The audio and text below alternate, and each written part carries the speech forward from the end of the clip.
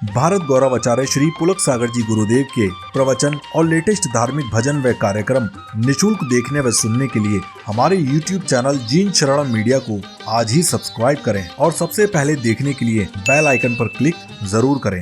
कुछ लोग पिता के नाम से जाने जाते हैं और कुछ ऐसे होते हैं वो इतना नाम कमाते हैं कि उनके नाम से पिता का नाम हो जाया करता है। लेकिन अयोध्या के इस घर में नाभि राय ने अपनी पहचान बनाई और ऋषभ देव ने अपनी पहचान बनाई। एक से बढ़कर एक, पिता भी महान और पुत्र भी महान, पिता से बढ़ के पुत्र, ध्यान रखिए मान्यवर। एक बात याद रखना, महान पिता के महान पुत्र ही नहीं थे ऋषभ देव, वो एक महान पुत्र ही नहीं ऋषभ देव, ऐसे तीर्थंकर जो महान पिता भी थे।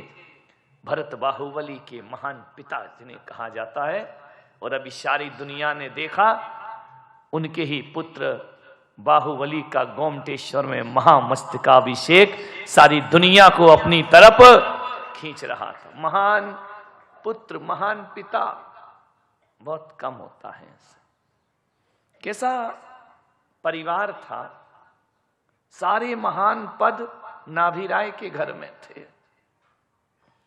नाभि राय स्वयं अंतिम कुलकर, उनके पुत्र ऋषभ देव तीर्थंकर, उनके ही घर में चक्रवर्ती पैदा हुआ, भरत चक्रवर्ती। उनके ही घर में प्रथम मोक्षगामी अनंत वीर्य पैदा होते हैं। और कैसा पवित्र खानदान और परिवार था, उनके ही घर में कामदेव बाहुबली पैदा हुआ करते हैं। और ऐसा परिवार, जिस परिवार में पुत्र ही महान नहीं हुए, बेटियां भी महान हुआ करती हैं।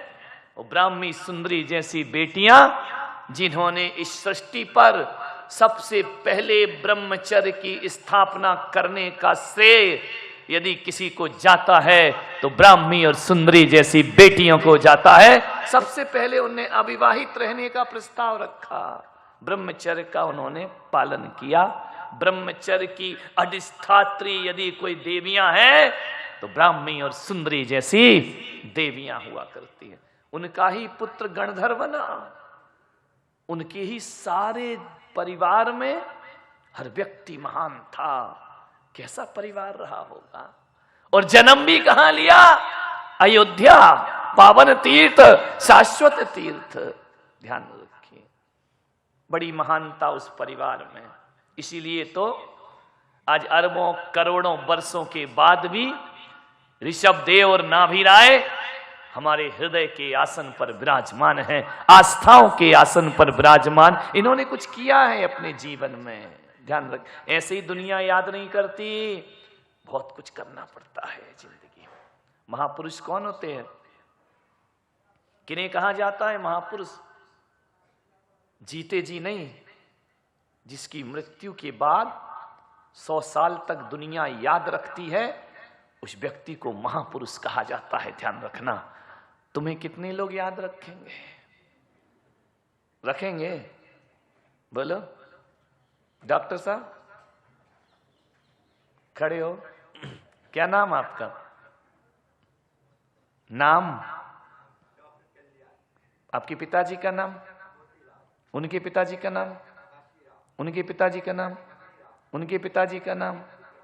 उनके पिताजी का नाम? फिर से रिपीट। बैठ जाइए। बहुत किस्मत वाले हैं कि 5-7 पीढ़ियां याद है, नहीं तो आदमी दूसरी और तीसरी पीढ़ी में टाइम फिस हो जाता है। कोई याद नहीं रखता है। 1 पीढ़ी, 2 पीढ़ी, 3 पीढ़ी याद रखेगा, कौन याद रखता है?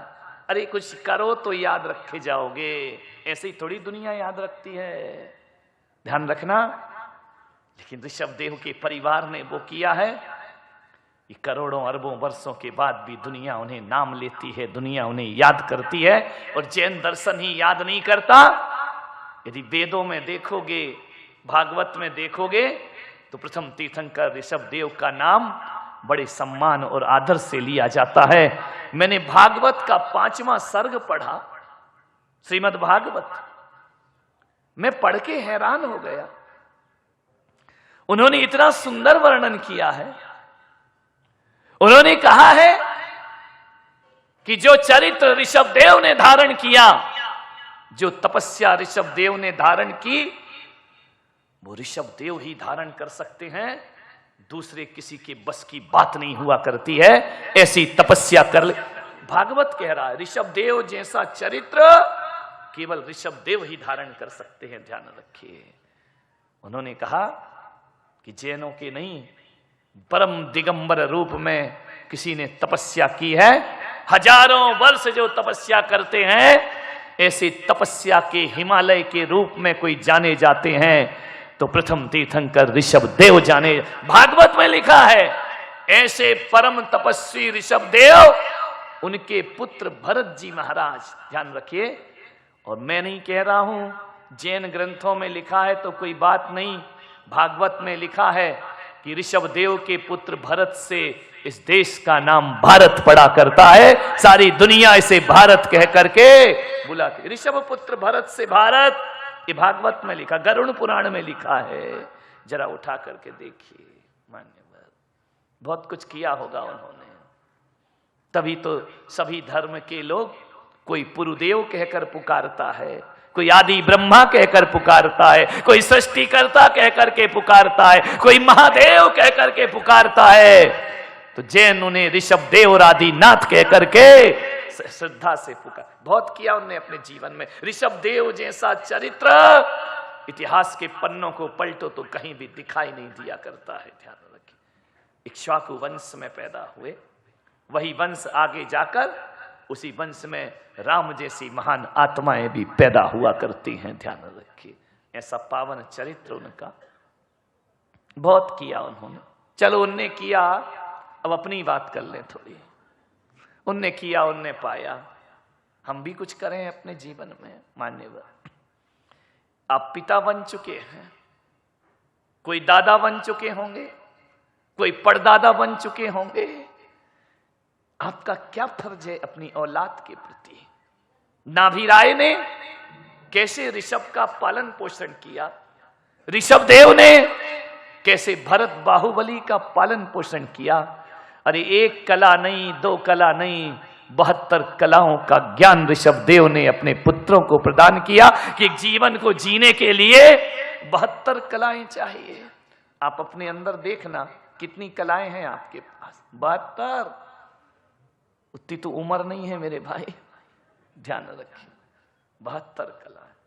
ऋषभ देव ने कहा, सबसे पहले नारी को शिक्षित करने की आवाज इस धरती पर किसी ने उठाई तो प्रथम तीर्थंकर ऋषभ देव ने नारी को शिक्षित। नहीं तो ऐसा युग था कि स्त्री को पढ़ाया नहीं जाता था, लेकिन ऋषभ देव ने अपनी दोनों बेटियों को पास बिठा करके एक को अंक विद्या का ज्ञान दिया, एक को अक्षर विद्या का ज्ञान दिया। इसका मतलब ऋषभ देव कह रहे थे कि नारी को भी बराबर का अधिकार होना चाहिए। नारी उत्थान की बात किसी ने सबसे पहले की है तो ऋषभ देव भगवान ने की है। महिलाओं जरा ताली बजाओ। ऋषभ देव सबसे पहले उन्होंने नारी शिक्षा की बात की। इस देश में लड़की का जन्म खराब माना जाता था। यदि मेरे प्रथम तीर्थंकर ऋषभ देव 2 पुत्रियों को जन्म ना देते तो आज नारी का सम्मान इस देश में बिल्कुल नहीं बचता। मेरे भाई ध्यान रखना, 2 बेटियों को जन्म दिया उन्होंने, ब्राह्मणी और सुंदरी जैसी। 100 पुत्र 2 पुत्रियां, ध्यान रखना। धन्य है वह ऋषभ देव। मेरा आपसे निवेदन है बड़ी विनम्रता के साथ, केवल बच्चे को जन्म देने से कोई मां बाप नहीं बन जाता है। जननी जनक बनना अलग बात है, माता पिता बनना अलग बात है। बच्चे को जन्म तो पशु भी दे देते हैं, लेकिन वो माता पिता नहीं बन पाते हैं, ध्यान रखिए। मेरा आपसे निवेदन है, एक माँ बाप होने के नाते आपका एक फर्ज है, एक कर्तव्य है, अपने बच्चों को इतना योग्य बनाओ, इतना योग्य बनाओ, इतना योग्य बनाओ अपने बच्चों को कि तुम्हारा बेटा विद्वानों की सभा में आगे बैठने की काबिलियत रखता हो। ध्यान रखिए, ऐसा ना हो कि ज्ञानियों की सभा लगे और तुम्हारा बेटा पीछे बैठने की बात करे, वहां जाने की बात ना करे। आपका फर्ज है अपने बेटे को इतना योग्य बनाओ, अपनी बेटियों को इतना योग्य बनाओ कि वो विद्वानों की सभा में आगे बैठने की काबिलियत रखा करते हो। ध्यान रखिए, ये माँ बाप का फर्ज हुआ करता है। मैं आपसे निवेदन करूंगा, अपने बच्चे को मुनि बनाओ या ना बनाओ, संत बना पाओ या ना बना पाओ, लेकिन मैं आपसे इतना तो आग्रह करूंगा कि अपने बच्चों को मुनि भले ना बना पाओ, लेकिन इतना तो अपने बच्चों में काबिलियत पैदा करो कि वो किसी का संत का कमंडल पकड़ने की हैसियत उसके अंदर आना चाहिए। पिछी पकड़ने की आए या ना आए, संतों का कमंडल तो पकड़ सकता है ना आपका बेटा। इतना काबिल बनाइए अपने बच्चों को। और मैं बच्चों से भी निवेदन करता हूं, आग्रह करता हूं, बेटा अपने जीवन में ऐसे कर्म करे, ऐसे सत्कर्म करे, अपने जीवन में ऐसे कार्य करके दिखाए कि जब तुम्हारे पिता किसी सड़क से बाहर निकलें, जब तुम्हारे पिता कहीं जाएं, तो लोग उनसे पूछें कि बताओ भाई साहब, आपने कौन सा पुण्य किया था जो राम लक्ष्मण जैसे बेटे तुम्हारे घर में पैदा हुए हैं। एक बेटे का कर्तव्य है, ध्यान है, दोनों के कर्तव्य निभाना पड़ेंगे। बाप का भी कर्तव्य होता है और बेटा का भी कुछ कर्तव्य हुआ करता है। मान्यवर।